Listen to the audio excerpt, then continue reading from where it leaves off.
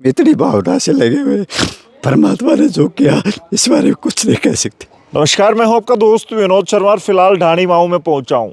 इस गांव में आता हूं तो इस गौशाला की और बाहर की कलाकृतियां देख के बड़ा मनमोहक सा दृश्य होता है यहाँ का और मनमोह लेता है मेरा। लेकिन आज बड़ी पीड़ा है, बड़ा दर्द है। आज सुबह अखबार में मैंने पढ़ा और एक कॉल भी यहाँ से आई। तो गौशाला के लिए जो चारा था लगभग 1500 क्विंटल, उससे ज़्यादा ही होगा शायद, वो सारा अब जल के राख हो चुका है। कुछ है बाकी, वो जल रहा है। और एक भीषण आग, दमकल की गाड़ियाँ, और शायद ये गो प्रेमी हैं या फिर गौशाला के प्रधान हैं, इनको समझ भी नहीं आया होगा कि ये हुआ क्यों, कब हुआ, कैसे हुआ। वो सारी जानकारी हम लेंगे। हालात आप देख लें, अलग अलग ये जो है ना डेयरियाँ बनाई गई हैं अंदर से निकाल के। पूरा टीन का शेड है और ये शेड भरा हुआ था। सामने वो आग लगी है, उसको देख सकते हैं। ये ट्रैक्टर इन्होंने बुला रखा है ये, तो इसकी सहायता से बाहर निकाला जा रहा है। क्या कुछ कहोगे प्रधान जी, ये किस्सा कैसे हुआ और कब की बात है ये कल शाम को 4 बजे की बात है और हमारे कर्मचारी चारा डालने के लिए आए थे। तो वहाँ हमें हिसाब किताब कर रहे थे गौशाला का। उन्होंने आके बताया, बोले जी शेड में तो धुआं निकल रहा है। मैं वो किस बात का निकल गया भाई।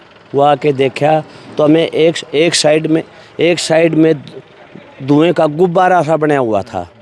फिर हमें जो अपने जो ट्रैक्टरों के जोड़ने वाली स्प्रे वाली मशीनें जो होती हैं ये बुलाई, हमें कोशिश करी, लेकिन हमारे पास उससे ज़्यादा कोई हथियार नहीं था। हमें 112 ऊपर कॉल किया और उसके बाद पुलिस भी आई और दंकल की गाड़ी भी पहुंची।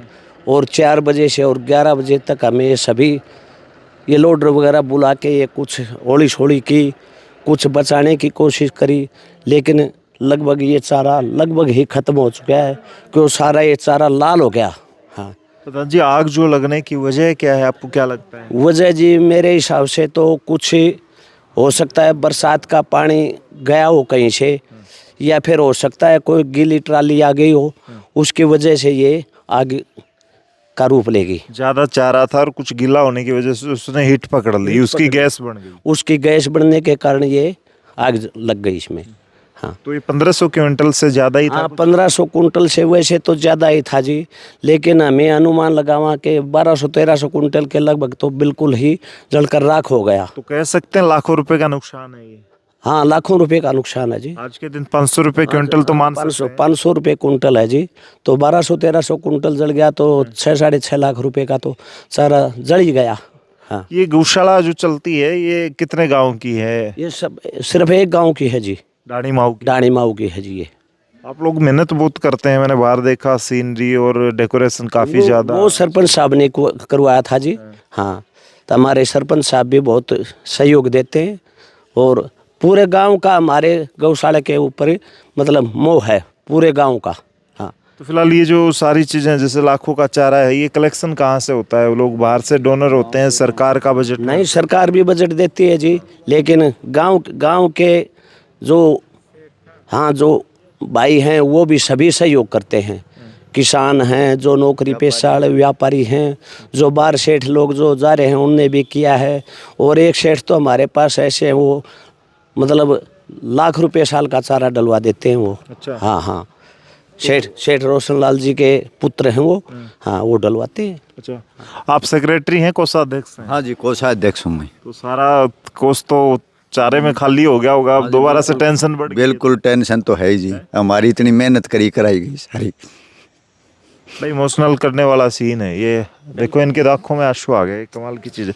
दिल से जुड़ा है ये गौशाला और ये सारी चीजें। देखो जी, हम कुछ नहीं कह सकते, हम इतनी भावना से लगे हुए, परमात्मा ने जो किया इस बारे में कुछ नहीं कह सकते। दर्द है। ये गौशाला नहीं है और खाली गौ माता नहीं है, ये परिवार का हिस्सा है। आप बिल्कुल जी, हम तो परिवार के पूरा गांव ही एक परिवार है जी हम तो। हाँ, हर गांव का छोटे से लेकर बड़े तक जब भी कोई आपदा आती है ना, बच्चों को फ़ोन कर देते, वो बच्चे हमारी अपने आप ही कोशिश करने लग जाते हैं। हाँ, सारे नौजवान बच्चे, वो सारे गौ सेवक कह लो, हमारे बच्चे कह लो, चाहे कुछ भी कह लो, लेकिन सभी बच्चे पूरा सहयोग तन मन धन से करते हैं। कितनी गोवंश हैं यहाँ पे? हमारे 300 प्लस गाय हैं जी। उसमें कुछ जो है ना ये नंदी भी हैं, उनका अलग से सेट बना रखा है हमने। तो आपकी तो आंखों में आंसू ये हो गया कि वो 300 गायें कैसे क्या खाएंगी, अब बड़ी टेंशन यही बढ़ दिक्कत गई है जी, सरदर्दी तो है ही सर। और ये ऐसा हुआ, मैंने इसको अकाउंट को अपडेट करने के लिए जो है ना मीटिंग बुला रखी थी, जिसमें प्रधान जी और सभी पदाधिकारी और गांव के और 10 लोग और भी थे। तो मैं एक्सपेंडिचर और इसको इनकम को टैली करने के लिए वो मीटिंग ले रखी थी, उसको मैं अकाउंट कर रहा था। तभी जाके जो है ना कर्मचारी ने बताया कि सर जी ऐसे ऐसे बात हो रही है, धुआं उठ रहा है। जब हम जाके देखा तो दीवार तोड़ी हमने पहले थोड़ी सी, वहाँ देखा कि आग ने रूप ले रखा है ज़्यादा भयंकर। फिर हमने 112 पे कॉल किया, दमकल विभाग को सूचित किया। सभी गांववासी गणमान्य व्यक्ति भी पधार रहे थे और सभी रात को 12 बजे तक जो है ना मेहनत की, जब जाके इसको आग पे काबू पाएगा। तो बाहर निकालिए, इसका फायदा नहीं है। अभी इसके अंदर कभी भी आग उठ जाती है, जैसे उसकी उठ गई। ये ऐसा है जी, इसमें जो है ना आग और धुआं का जो है ना लगने के कारण ये कड़वी हो चुकी है, इसको पशु नहीं खा सकते अब, ये बिल्कुल ख़त्म हो गई। हाँ, जैसे धुएं में अपने आज जो रोटी जो सेकते हैं ना, जो कोले ऊपर जो धुएं में काली हो जाती है ना, वो खाना खाया नहीं जाता, तो वैसे ही कड़वी ये हो गई जी सारा चारा। हाँ, अब आपको क्या लगता है, थोड़ा अंदर चल के देख लेते हैं। और ये आप देख सकते हैं, जिस भी ढेरी के पास जा रहे हैं, ये देखो इसके नीचे से कहीं से भी जली हुई निकल सकती है। तो ये खाने के लायक नहीं बची है। और अभी भी कुछ मजदूर हैं या फिर गांव वाले हैं, वो इसको निकालने की कोशिश कर रहे हैं।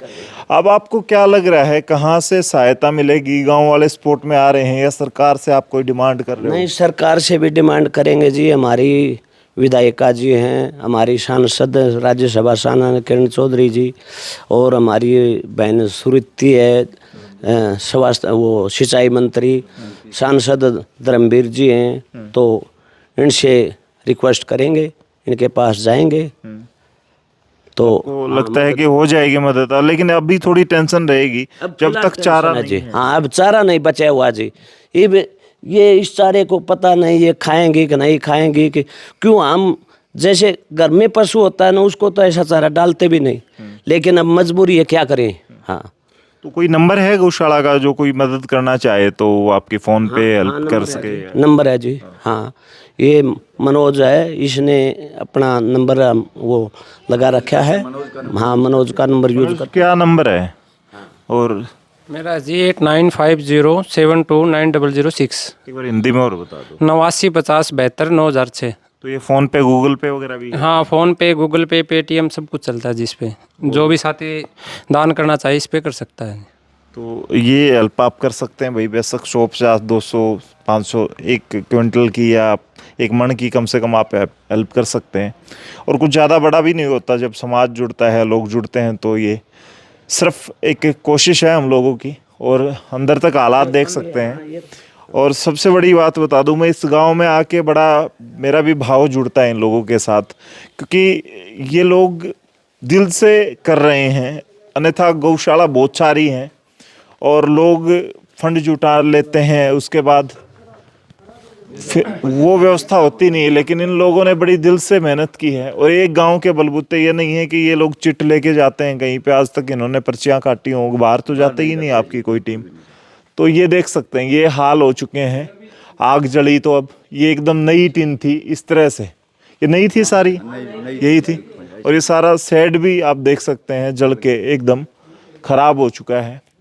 आप लोगों की ज़रूरत है, तो आप थोड़ा सा हेल्प करेंगे और थोड़ा सा डोनेट करेंगे।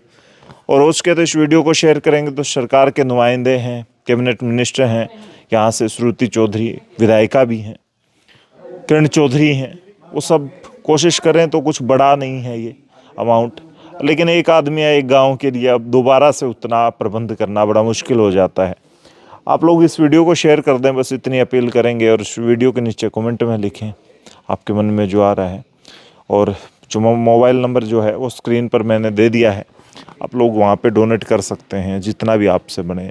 अन्यथा ना बने तो आप इस वीडियो को शेयर कर दें, ताकि कोई आने वाला दूसरा व्यक्ति उसको देखे और वो अमाउंट यहाँ दे सके, थोड़ा बहुत दान दे सके।